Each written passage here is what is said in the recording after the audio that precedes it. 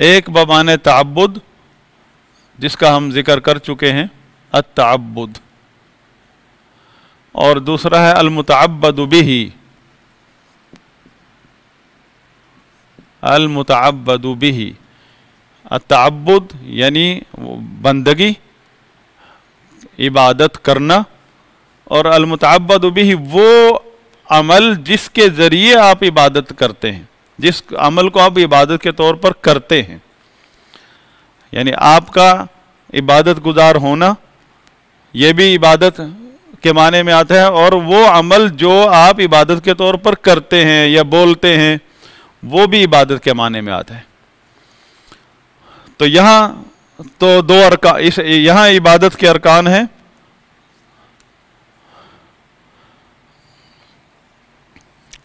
المحبہ، اللہ تعالیٰ کی محبت،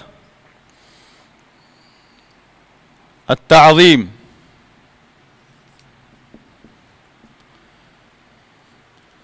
محبت اور تعظیم۔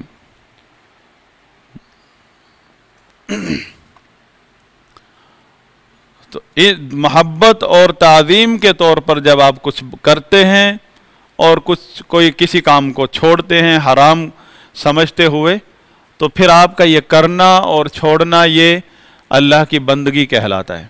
کیا کرتے ہیں، کیا چھوڑتے ہیں، وہ اس کا ذکر یہاں ہوگا۔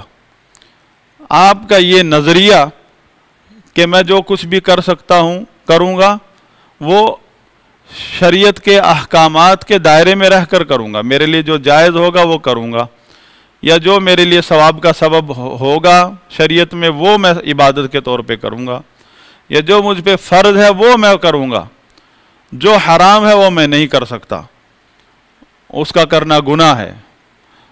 تو یہ کس لیے، یہ آپ کا کرنا نہ کرنا محبت اور تعظیم کے پہلو سے یہ آپ کا بندگی ہے، یہ اصل بندگی ہے، یہ عبادت ہے۔ اسی کو اقامت الدین کہتے ہیں، اسی کا حکم ہے کہ اقامت دین اس معنی میں ہے۔ اقامت دین حکومت کے قیام کے معنی میں نہیں ہے، یہ خوارج کی تفسیر ہے لا الہ الا اللہ کی۔ تو اللہ تعالیٰ نے اقامت دین کا حکم دیا، وَأَنْ أَقِيمُوا الدِّينَ وَلَا تَتَفَرَّقُوا، اللہ کے دین کو قائم کرو، مطلب اپنے اعمال کو اللہ کے لیے خالص کرو، اور وہ بھی محبت اور تعظیم میں۔ اللہ کے محبت جو ہے عبادت ہے، تعظیم عبادت ہے، بلکہ عبادت کے ارکان میں سے، اللہ کی عبادت کے ارکان میں سے محبت، محبت سے رغبت پیدا ہوتی ہے، شوق پیدا ہوتا ہے، اور تعظیم سے اللہ کی عظمت سامنے آتی ہے تو پھر خوف بھی پیدا ہوتا ہے، خوف پیدا ہوتا ہے کہ کہیں اللہ کے حکم میں کوتاہی نہ ہو جائے مجھ سے، کہیں میں ایسے کام میں مبتلا نہ ہو جاؤں جس سے اللہ نے منع کیا ہے۔ تو یہ خوف اس کے اثرات میں سے ہے۔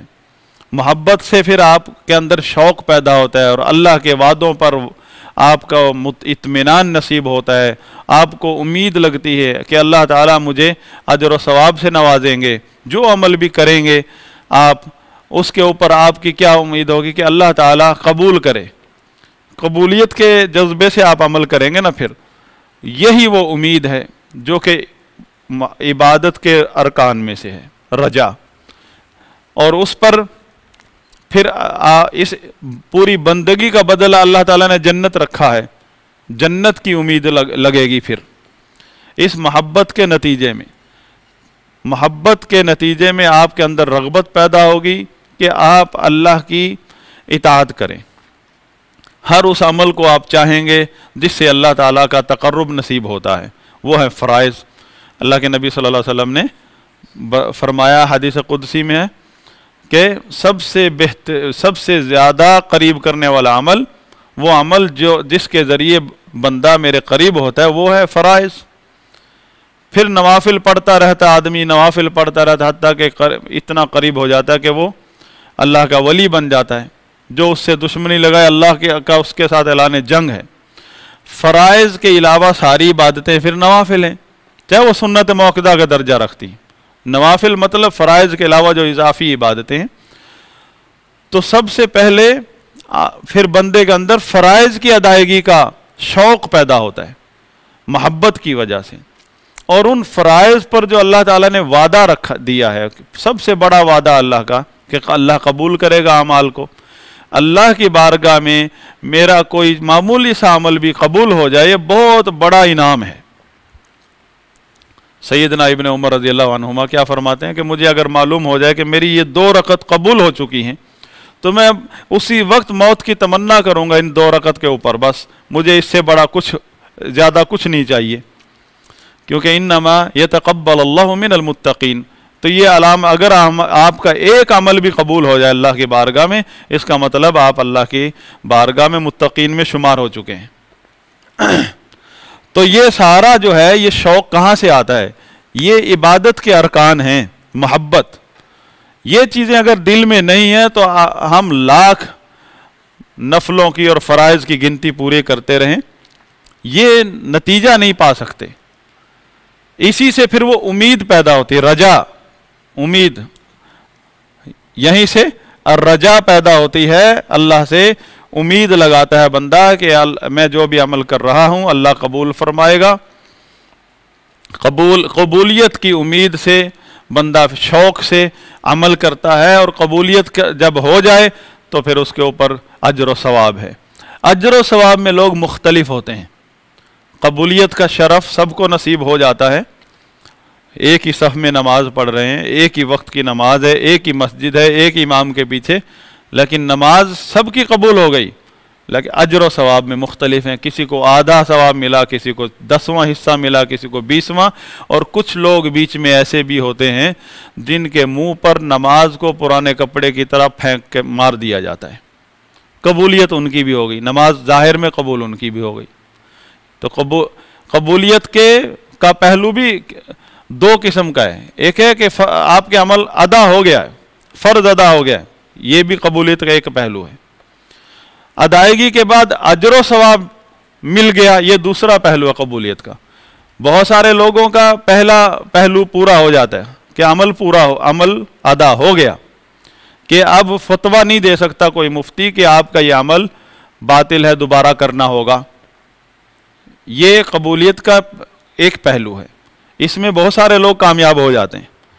دوسرا پہلو کہ ادائیگی کے بعد آپ کا عمل ادا ہو گیا، سارے ارکان واجبات پورے تھے، مفتی بھی نہیں کہہ سکتا کہ باطل ہے عمل، اب اس کے بعد جو اجر و ثواب ہے وہ دوسرا پہلو ہے قبولیت کا، اس میں سارے برابر نہیں ہیں، سارے برابر نہیں ہیں، ایک ہی نماز میں ایک ہی صف میں کھڑے ہیں، کندھے سے کندھا ملا ہوا ہے، وہ اپنے اپنے تقوی اور خشوع خضوع جو عبادت کے جو ارکان ہیں جن کا تعلق دل سے ہے، اس میں ہم مختلف ہیں، کوئی اللہ کی محبت میں ہم سے آگے ہے، کوئی پیچھے ہے، کوئی برابر ہے، تو خشوع خضوع یہیں سے تو پیدا ہوتا ہے۔ دوسرا جو رکن ہے تعظیم، تعظیم جو ہے عظمت، اللہ کی عظمت آ گئی، اللہ کی عظمت میں آ کر بندہ فرما برداری اختیار کر رہا ہے، تو اسی سے پھر خوف بھی پیدا ہوتا ہے،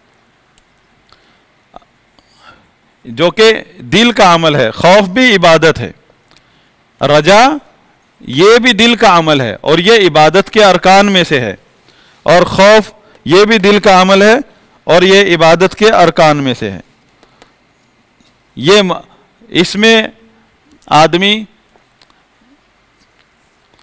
رغبت کی وجہ سے، اللہ کی محبت اور رغبت کی وجہ سے اللہ کے وعدوں کی طرف لپکتا ہے، آخر کار سب سے بڑا انعام جنت کا امیدوار بنتا ہے۔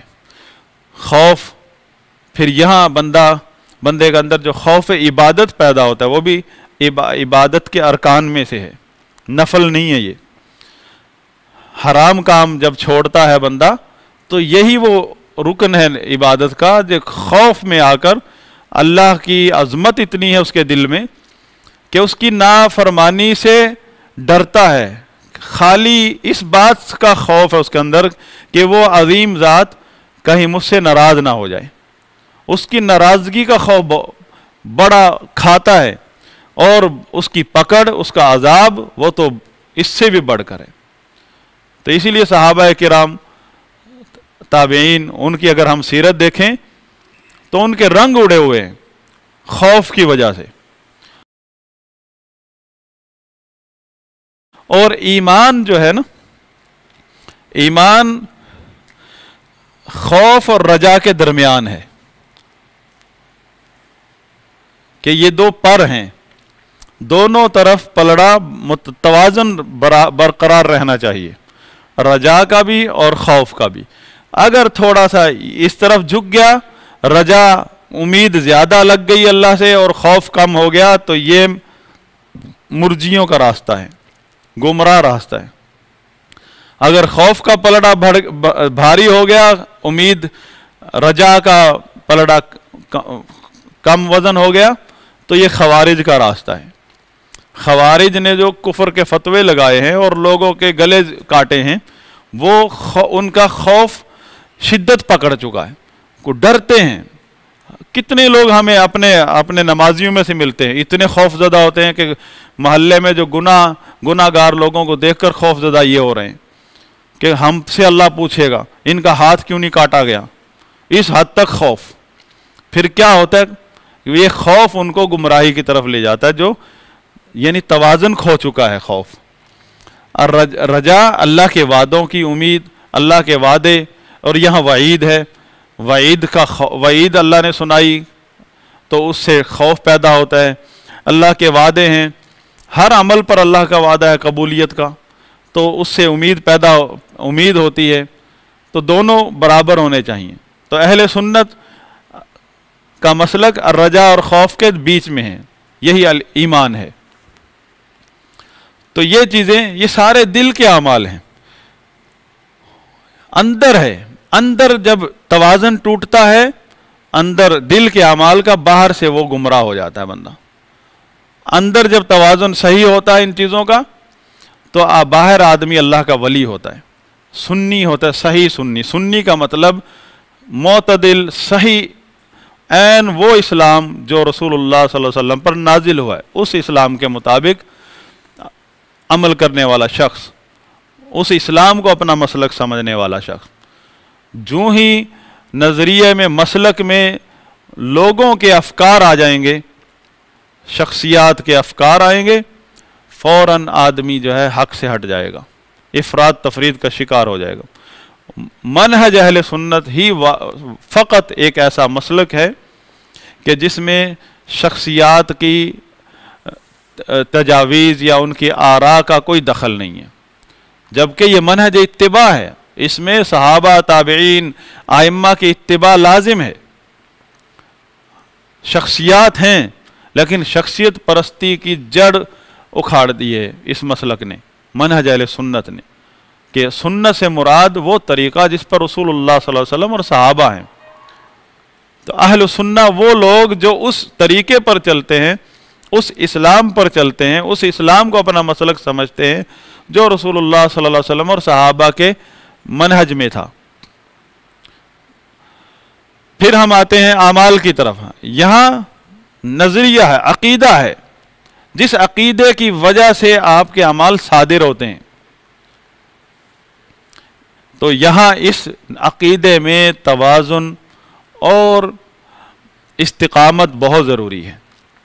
جتنی بھی گمراہیاں ہیں امت اسلامیہ کے اندر، گمراہ فرقے ہیں، گمراہ لوگ ہیں، مفکر قسم کے لوگ، وہ سب یہی مار کھا گئے ہیں.